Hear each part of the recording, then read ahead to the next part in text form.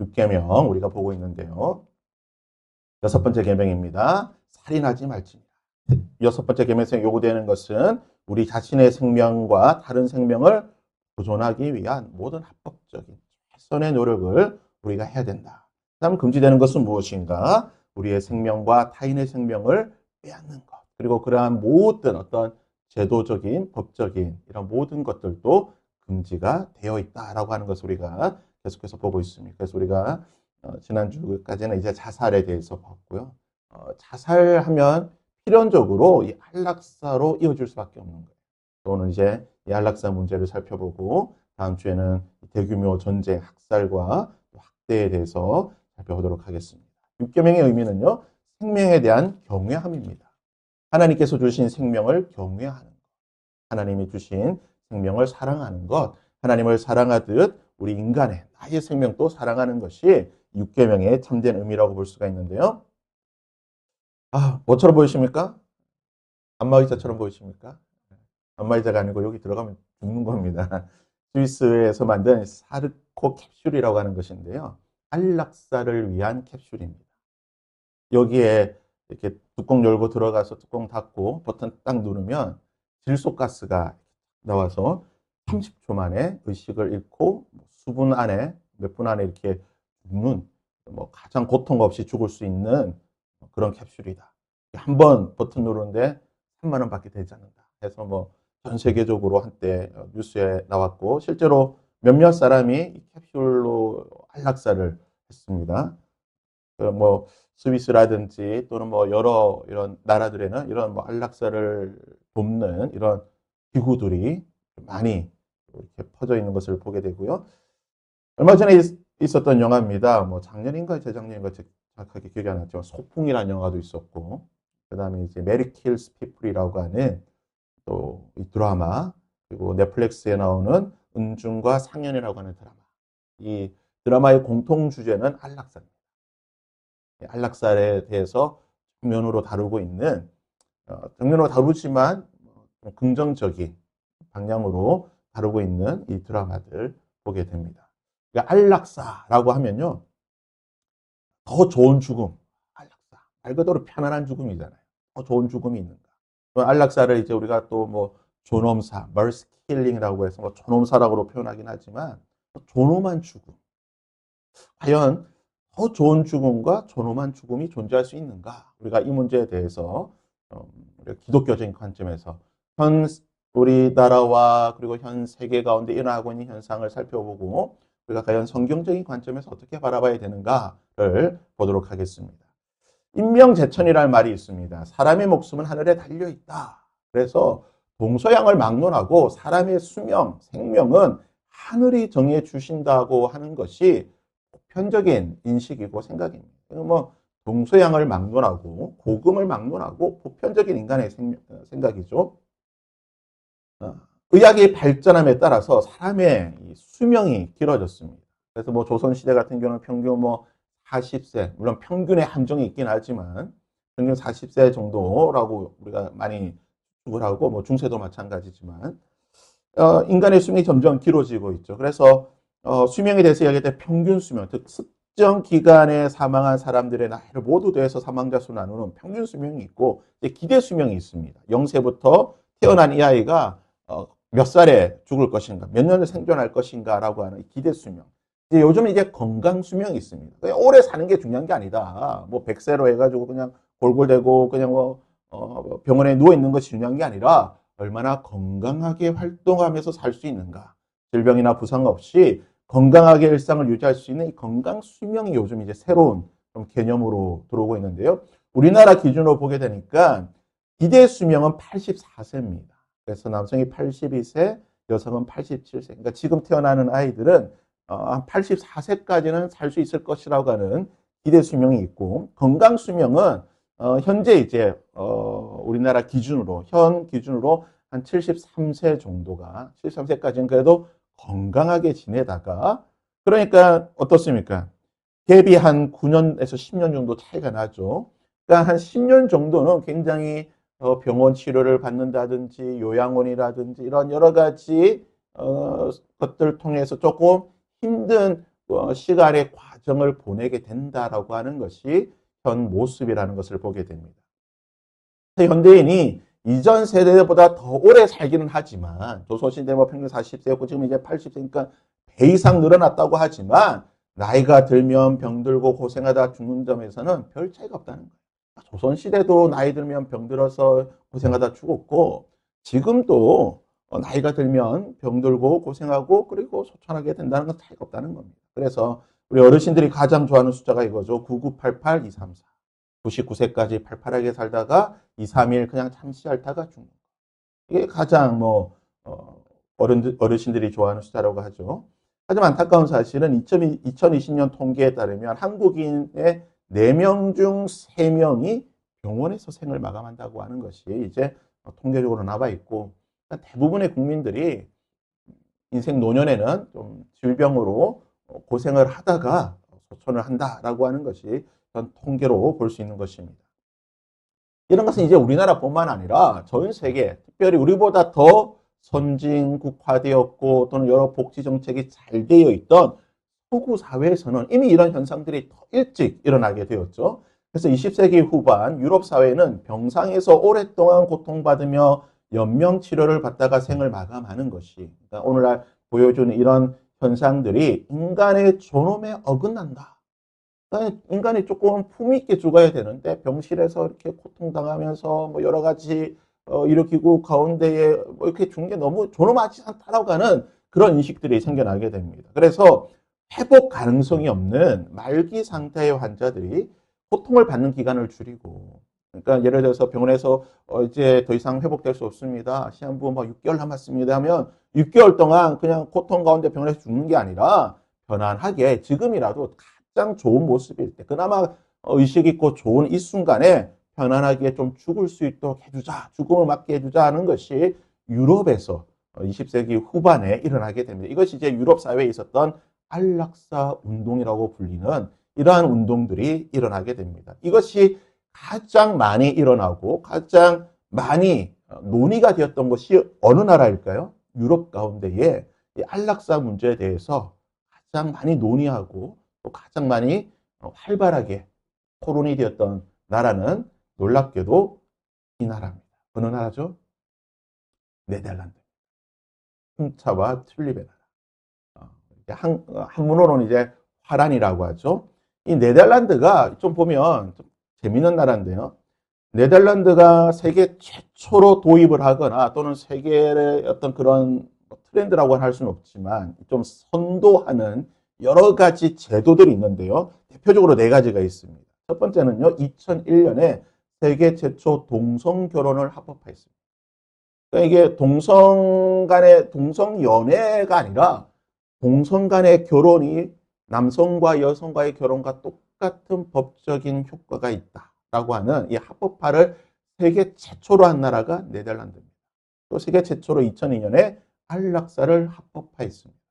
그리고 연성 마약, 대마초라고 하는 대마초로 보통 이제 부를 수 있는 대마초를 대마초는 마약이 아니다. 그냥 뭐 좀 해도 된다라고 이미 1976년에 이 나라는 이해할 수가 없어요. 그리고 2000년에는 합법적인 공창제, 그러니까 성매매를 합법화시켰다. 2000년대 초반에 이 일을 했던 나라가 바로 네덜란드입니다. 놀라운 사실은요. 네덜란드가 어떤 나라냐? 우리 기독교, 특별히 보수 기독교라고 할 수 있는 우리 장로교라든지 개혁교회는 네덜란드 화란 개혁교회가 롤 모델입니다. 그러니까 오늘날 한국 개혁교회의 어떤 신학적인 이론과 지침을 제공해 준 교회가 어디냐면 화란교회. 실제로 제가 나왔던 고신대학교 신대원의 초창기 교수진의 대부분이 화란 출신 선교사님들이었어요. 이분들이 오셔가지고 우리에게 신학을 가르쳐 주셨어요. 굉장히 물론 이제 뭐 네덜란드 자체가 기독교 국가는 아니지만 이런 굉장히 보수적이고 개혁적이고 성경적인 그런 신학적 토대를 가지고 있는 화란에서 이런 법들이 만들어졌다는 게 굉장히 아이러니합니다. 그래서 도대체 화란이 무슨 일이 있었는가? 화란이 어떤 나라냐면요. 아브라함 카이퍼 1900년대, 1910년, 20년 네덜란드의 총리를 지냈던 수상을 지냈던 아브라함 카이퍼입니다.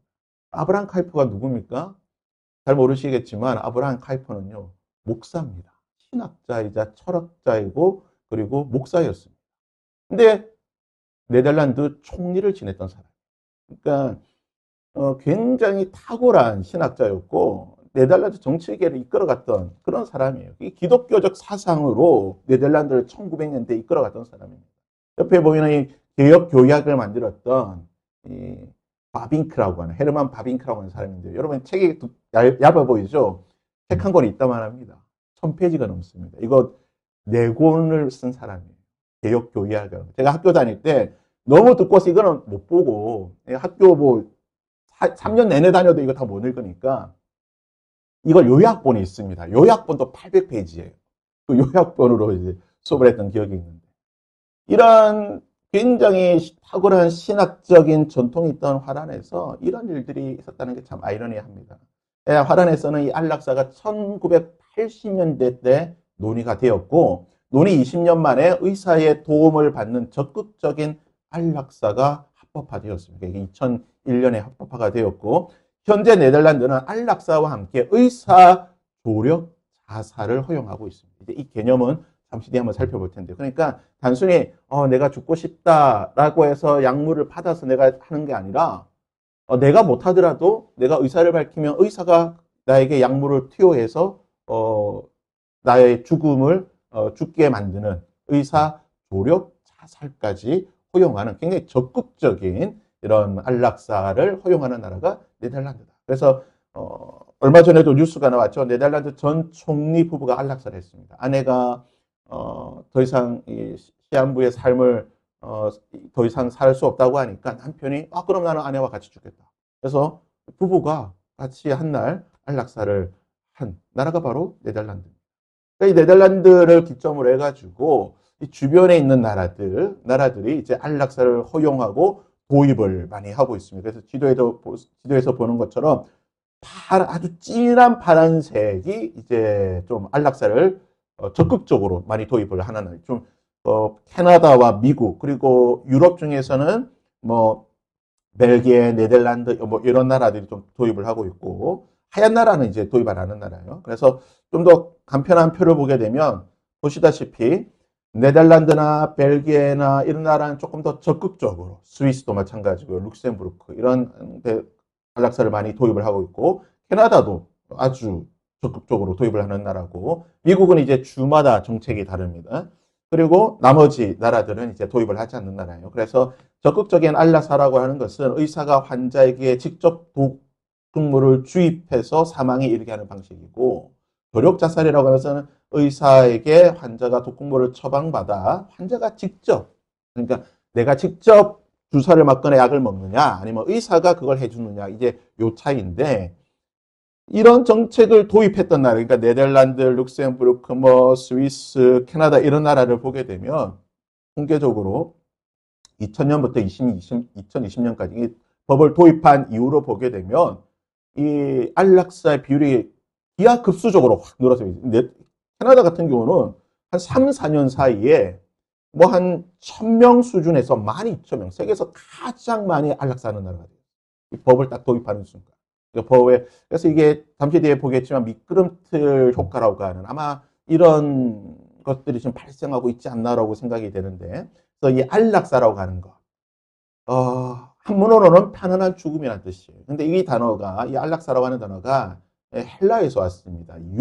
이게 헬라어로 유라고 하는 게 좋다라는 뜻인데, 그래서 이제 헬라어로 복음을 유앙겔리온, 좋은 소식이라고 유앙겔리온이라고 하는데, 좋다라는 뜻이고, 죽음, 타나토스, 그러니까 좋은 죽음이라는 거죠. 이 안락사라고 하는 것이 좋은 죽음인데, 안락사에 대한 여러 가지 정의가 있습니다. 뭐 적극적인, 우리가 조금 전에 봤지만 적극적인 의료진이 직접 약물을 투입해서 환자의 생명을 인위적으로 끊는 방식이 있고, 소극적인, 뭐 인공호흡기를 제거한다든지 무의미한 연명 치료를 중단하거나 또는 자연스럽게 그래서 그것을 떼서 자연스럽게 그러니까 뭐 약물을 주입하는 게 아니라 인공호흡기를 떼고 또는 여러 가지 것들을 제거해서 천천히 뭐 죽음에 이르게 하는 그런 방법도 있고요. 또는 뭐 자발적으로 환자 본인이 명확한 요청이나 동의가 있거나 또는 비자발적인 환자가 더 이상 예를 들어서 뭐 환자가 갑자기 뭐 이렇게 쓰러져가지고 내가 안락사를 하겠다라고 의사를 표시할 수 없는 상황 중에 가족이나 대리인들이 대신 결정해서 안락사를 하는 경우도 있고요. 또는 비자발적인 환자 의사에 반해서 뭐 의사가 보고 이 사람 더 이상 살 소망이 없다 해서 그냥 인위적으로 이렇게 하는 경우도 있다라는 거죠.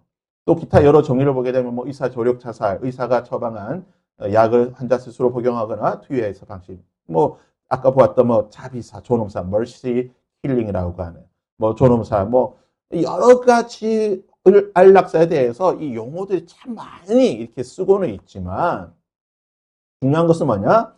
안락사에 대한 다양한 정의와 또한 분류가 있지만 본질은 하나입니다. 뭡니까? 인간의 생명을 인위적인 방법으로 끝낸다는 거예요. 그러니까 자연스러운 방법으로 인간의 생명을 순리에 따라서 끝내는 것이 아니라 사람이 개입해서 인위적으로 인공적인 방법으로 그 생명을 끝내는 것이 안락사라고 하는 것이죠. 또 우리나라 현실을 보게 되면 우리나라는 연명의료결정법이 2016년에 시행이 되고 있습니다. 그리고 이 연명의료결정법을 개정한 일명 조력존엄사에 관한 법률안이 2022년과 2024년에 이게 발의가 되었고 2022년 거는 폐기가 되었고 2024년 거는 지금 이제 논의 중에 있습니다. 우리나라가 이 연명의료결정법, 이 소극적인 의미에서 좀 안락사를 도입하게 된 계기가 그 유명한 세브란스 김 할머니 사건입니다. 2008년에 의료사고로 식물인간이 되었던 이 할머니의 가족들이 산소호흡기를 제거해달라고 요청했는데 의료진이 안 된다. 우리 법에 이거 하면 내가 떼면 이건 살인이다. 나 살인죄로 간다. 의사가 거절하니까 이 가족들이 법원에 소송을 했습니다. 이거 뗄 수 있도록 해달라. 그래서 법원에서 대법원에서 떼라라고 판결을 내려줬어요. 그것을 기점으로 해가지고 이 연명의료결정법이 제정이 됩니다. 그래서 이 사건의 줄 보면 2008년 2월에 이 할머니가 입원했는데 3일 만에 식물인간이 되고 5월 달에 가족들이 우리 뭐 의사들도 살 수 없다고 그러고 우리 할머니 뭐 나이도 많고 해가지고 이제 뭐 그냥 이거 좀 떼고 그냥 소천하겠습니다 했는데 의료진이 거절하니까 법원에서 쭉쭉 판결해가지고 결국 이제 법원이 2009년 5월 21일에 이거 해도 된다라고 이야기를 판결을 내려주니까 6월 23일에 인공호흡기를 제거를 했는데 실제로 할머니가 소천한 것은 2010년 1월 10일 그러니까 거의 한 7개월 만에 인공호흡기를 떼고도 7개월 더 살았다. 근데 이제 이거에 대해서 더 문제가 많은 거예요. 의료진의 판단이 잘못될 수도 있는 거고 떼면 뭐 바로 죽는다고 했는데 7개월을 사시니까 이게 과연 해야 되는가 하는 논쟁이 많이 있었지만 우리나라는 2016년에 한 5년간의 이 일이 있고 난 뒤에 5년간의 논의를 거쳐가지고 호스피스 완화 의료 및 임종 과정에 있는 환자의 연명 의료 결정에 관한 법률, 줄여서 연명 의료 결정법이 제정이 되고 시행이 되었고 이 법의 핵심이 뭐냐? 중요한 것은 임종 과정에 있는 환자입니다. 다른 환자가 되는 게 아니고 의료진을 판단했을 때 이 환자는 이제 곧 임종한다 라고 판정이 되었을 때에 자기 뜻을 밝히거나 사전 연명 의료 요양서를 통해서 아니면 대리인이 환자의 의사를 추정하여 밝힐 경우 심폐소생술이나 혈액투색이나 그러니까 그 연명을 위한 여러 가지 의료적인 행위들을 중단할 수 있도록 해주는 그 길을 열어주는 법이 이 법입니다. 그러다가 2022년, 2024년에 조력존엄사에 관한 법이 이제 이 법률을 개정한 것이 제출이 되는데요. 양규백 의원이 발의한 겁니다. 이것은 뭐냐면 의사의 도움을 받아서 적극적인 이 안락사를 허용하는 거예요. 이때는 이거는 지금 임종 과정이지만 이제 임종 과정이 아니라 그래서 임종하기 뭐 한 달 전 이게 아니라 말기 환자. 그래서 뭐 한 6개월 정도 남은 말기 환자를 의사가 도와서 인위적으로 본인 스스로 생명을 끊을 수 있도록 하자라는 것이 조력존엄사에 관한 법률안입니다. 재미있는 사실은 이 법률안을 발의한 사람이 누구냐면 안규백 의원인데요. 그 사람입니다. 그 사람 전공이 뭘까요? 서강대 철학과 나왔습니다. 그러니까 의학적인 그런 생각이나 의료 계통에 있던 사람이 아니에요. 근데 지금은 뭐 하고 있냐면은 국방부 장관하고 있습니다. 이재명 대통령이 국방부 장관을 시켜가지고 국방부 장관하고 있는데요. 이 사람이 또 군대 출신이냐? 또 그것도 아니에요. 방이 나왔습니다. 그러니까 이 코미디예요, 솔직히. 의료적인 지식이라든지 그런 철학이 있는 사람이 아니에요. 그리고 국방에 관한 탁월한 능력이 있는 사람이 아니에요. 그런데 이런 조력 전원사법이라든지 또는 이런 뭐 국방부 장관이 하고 있는 거 보니까 전문성이 떨어지잖아요. 그래서 이런 거 보면 참 안타까워요. 우리 기독교인들 중에 참 이런 좀 전문적인 지식이 있는 사람들이 좀 이런 좀 정치적인 영향력, 아브라함 카이퍼처럼 이런 좀 정치적인 영향력을 발휘할 수 있는 자리에 좀 많이 가면 좋겠다라는 생각을 하게 되는데, 이 법의 핵심이 뭐냐면 나오죠. 임종 과정에 있는 환자가 아니라 말기 환자예요. 말기 환자는 적극적인 치료에도 불구하고 근원적인 회복 가능성이 없고 점차 증상이 악화되어 수개월 이내에 사망할 것으로 진단되는 환자. 그러니까 우리가 소위 말해 뭐 6개월 남았습니다 하는 그런 환자들도 스스로 의사의 도움에 따라서 환자 본인이 스스로 자기 생명을 끊을 수 있도록 하자라고 하는 게 조력 존엄사에 관한 법률안 지금 이제 제출이 되어 있고 지금 논의 중인데, 그래서 이제 기독교계라든지 또 여러 우리 기독교계뿐만 아니라 종교계가 다 지금 반대를 하고 있습니다. 근데 이 개정안을 냈을 때의 가장 중요한 근거가 뭐였냐면 국민 대다수가 이 안락사에 대해서 찬성하고 있다. 여론조사를 근거로 냈습니다. 그래서 뭐 조력 존원사에 대해서 찬성하십니까 했을 때 75%가 찬성하고 안락사에서 80%가 찬성하고 환자나 또는 의료진이나 또는 법적인 모든 사람들도 다 찬성하고 있다라고 하는 이런 법적인 근거에 따라서 이렇게 제출을 한 거예요. 그래서 지금 이제 사회적 지금 논의에 보면 아마 지금 분위기상으로는 뭐 이렇게 국회 구성이라든지 또는 뭐 이재명 대통령의 어떤 성향을 보게 되면 이거 좀 아마 되지 않을까라고 하는 지금 좀 그런 생각이 들기는 하는데요. 지금 현재 우리나라 상황이 이런 상황입니다. 이런 상황이고, 그렇다면 성경이 뭐라고 말하고 있는가? 욥기 14장 보시면요. 14장 5절과 6절을 보면 이런 말입니다. 그의 날을 정하셨고 그의 달수도 주께 있으므로 그의 규례를 정하여 넘어가지 못하게 하셨사온즉 그에게서 눈을 돌이켜 그가 품꾼같이 그의 날을 마칠 때까지 그를 홀로 있게 하옵소서. 이게 무슨 말입니까? 하나님께서 우리 인간의 날을 정하셨고 그 달수도 하나님께서 정하셨고 그 정하신 날을 넘어가지도 못하게 하신 것도 하나님이시다. 그러니까 우리의 날수, 우리의 연수, 우리가 이 땅에서 사는 모든 날수는 누가 정해주신 것이다고요? 하나님이 정해주신 것이다. 우리 인간의 결정이 아니라는 거예요. 내 가족의 결정이 아니고 내가 결정해서 내 날수와 연수를 정하는 것이 아니라 하나님께서 우리의 연수, 날수, 달수를 정하셨고 그 날에 마칠 때까지 하나님께서 우리를 지켜보신다는 게 욥기의 고백입니다. 그래서 우리 안락사에 대한 그리스도인의 생각은 어떠한 생각을 가져야 되는가? 성경은 우리의 생명의 주인이 우리 자신이 아니라 하나님이시라는 사실을 우리가 반드시 기억해야 되는 거죠. 그래서 우리는 다른 피조물과 비교할 수 없는 존엄성을 가진 존재입니다. 그 존엄성의 핵심이 무엇이냐? 바로 생명이라는 거예요. 하나님의 형상으로 만들어진 이 생명이 가장 존엄한 것이고 이 생명의 주인은 나 자신이 아니라 하나님이시라는 사실을 우리는 반드시 기억을 해야 되는 것입니다. 그래서 욥의 고백처럼 모든 생물의 생명과 모든 사람의 육신이 목숨이 다 하나님 손에 있습니다. 모세도 주께서 사람을 티끌로 돌아가게 하시고 말씀하시기를 너희 인생들은 돌아가라. 하나님의 말씀에 따라서 돌아간다는 거예요.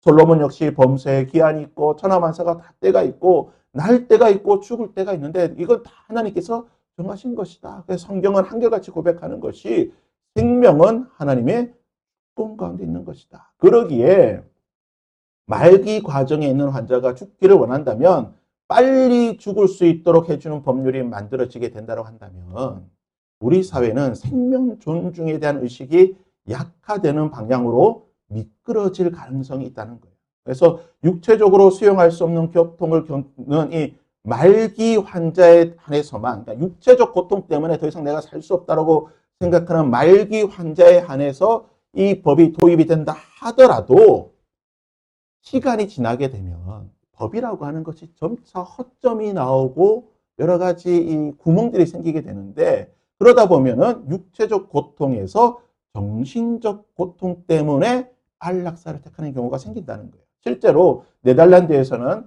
2002년에 법이 만들어지고 난 뒤에 2017년에 8,000명, 한 해에 8,000명이 안락사를 했는데 그 중에 1%가 육체적 고통이 아니라 우울증이라든지 정신적인 고통 때문에 내가 안락사하겠다라고 해서 안락사를 했다는 거예요.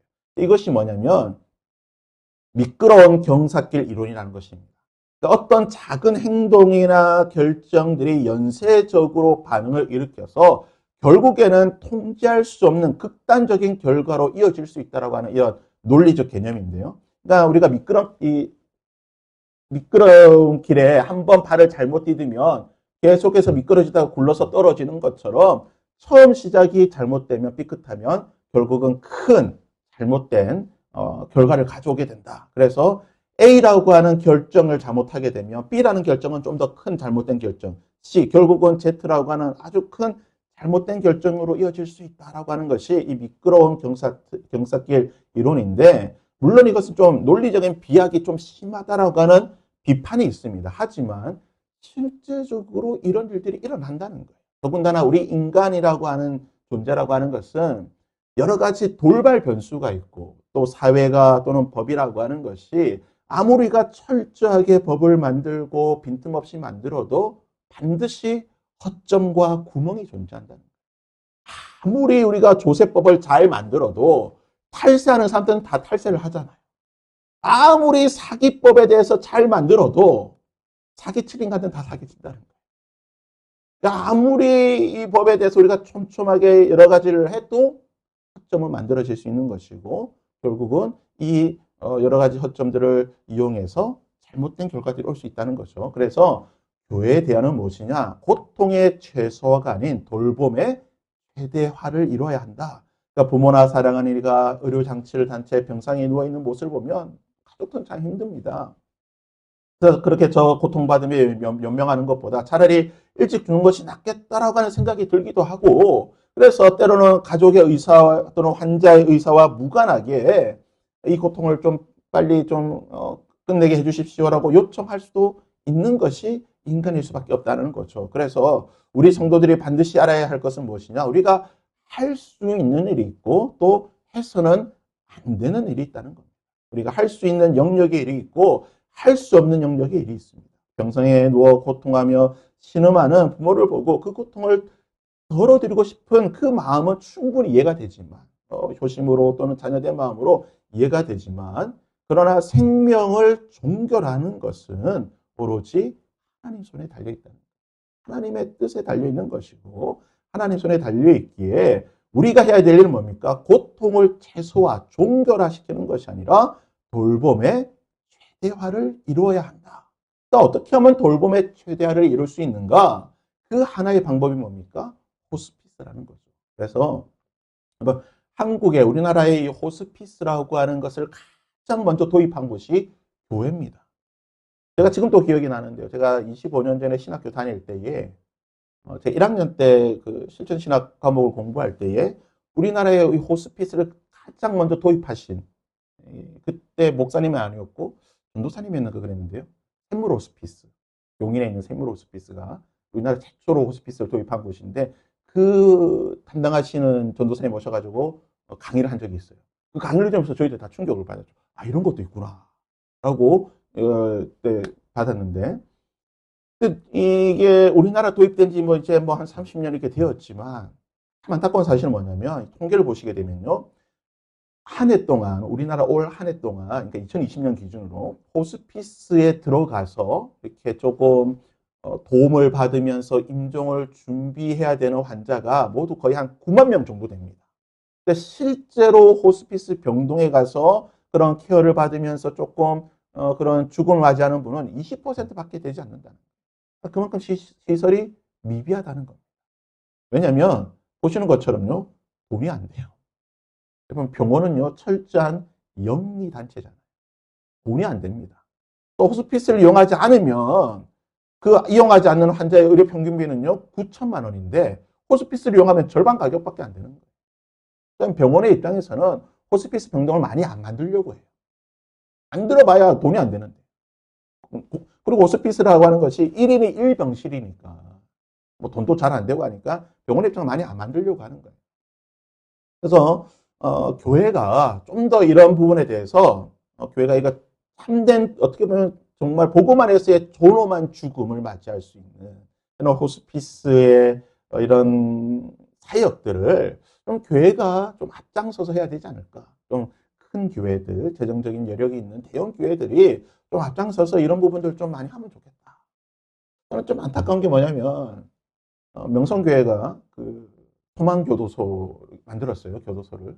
물론 좀 교도소 만든 거 좀 좋기도 합니다. 뭐 교화를 이룰 수도 좋겠지만 저는 오히려 뭐 교도소도 교도소지만 이런 좀 더 어떻게 보면 복음에 대해서 좀 복음의 입장에서 좀 더 우리가 이 뭐라고 할까요? 가족들에게 실질적인 더 위로가 될 수 있는. 그러니까 천주교가 제일 잘하는 게 이겁니다. 천주교는 이거 정말 기가 막히게 잘합니다. 해가지고요, 이 천주교는 이 임종 앞둔 사람들을 이 천주교 이 예법 안에서 정말 지극정성으로 해줘가지고요, 이 사람이 이 고인이 죽고 나면 가족들이 그냥 다, 나 천주교 다닐래. 홀라당 마음이 다 뺏긴다. 우리가 뭐 그걸 때문에 그런 게 아니라 정말 한 생명이 하나님 앞에 존엄하게 설 수 있도록 좀 이런 것들을 우리가 좀 잘 해야 되는데, 그래서 정부가 조력 존엄 사법을 개정하기보다는 오히려 호스피스 병동을 확대하고 운영할 수 있도록 이제 법적이나 제도적 이런 걸 좀 먼저 하고 그리고 나서 뭘 해야지. 이 뭐 그냥 죽고 싶으면 죽어라 하는 식으로 이런 법을 만들어서는 안 된다는 것이죠. 그래서 정리하면요, 안락사는 환자의 입장에서 보면 어떻게 보면 자살이죠. 내 입장에서 보면 내 생명 내가 끊겠다는 거죠. 또 의사 입장에서 보면 뭡니까? 간접적인 살인이 될 수도 있는 겁니다. 죽고 싶다는 사람에게 내가 약물 처방해 주는 거잖아요. 그래서 어떻게 보면 살인하지 말라는 이 계명은 생명의 종결권이 하나님께 있다는 사실을 선포하는 것입니다. 내가 죽일서도 안 되는 거고요. 나 스스로도 죽이지 않고 하나님께서 종결하신다는 거예요. 그래서 저는 이렇게 생각합니다. 무의미한 연명 치료에 대해서는 엄격한 조건이 충족될 때는 저는 허용할 수 있다고 봅니다. 이렇게 말고 우리 교단에서 우리 교단 목사님들이 보진 않겠지만 우리 교단 목사님이 좀 싫어하겠지만 왜냐면 이게 교단의 입장이 아니거든요. 그러나 저는 개인적으로 무의미한 연명치료에 대해서는 우리가 엄격한 기준이 충족되면 좀 허용할 수 있지 않나라고 저는 개인적으로 생각합니다. 하지만 현재 논의되고 있는 조력 존엄사에 관해서는 동의를 할 수가 없습니다. 이건 아주 적극적인 부분이기 때문에 생명을 파기하는 것이 생명을 끝내는 것이 존엄이 될 수는 없죠. 존엄이라고 하는 것은 하나님께서 주신 이 아름답고 귀한 것을 끝까지 사랑하며 지키는 것입니다. 그래서 죽음은 선택이 아닙니다. 죽음은 선택이 아니고 죽음의 방식과 시기도 내가 선택하는 것이 아니라 하나님의 주권에 달려 있는 것입니다. 그래서 저는 이 안락사 부분에 대해서 이렇게 좀 준비하면서 이 말씀이 생각나더라고요. 바벨탑. 바벨탑이 무엇입니까? 인간이 하나님께 닿고자 하는, 스스로 높아지려고 하는, 하나님의 위치에 올라가려고 하는. 선악과가 바로 그거 아닙니까? 내가 결정하겠다는 거예요. 선과 악을 내가 결정하겠다고 하는 것이 선악과잖아요. 하나님 그것을 죄라고 하셨잖아요. 죄가 무엇이냐? 죄는 하나님이 결정해 주시는 거예요. 하나님이 결정하면 그게 죄입니다. 하나님이 죄가 아니라고 하면 죄가 아닌 거예요. 죄는 내가 결정하는 것이 아니라 말씀이 결정하는 것이고 하나님이 결정할 때에 그게 죄라는 것이죠. 죽음도 마찬가지입니다. 내가 결정하는 게 아니에요. 하나님이 결정하시는 거예요.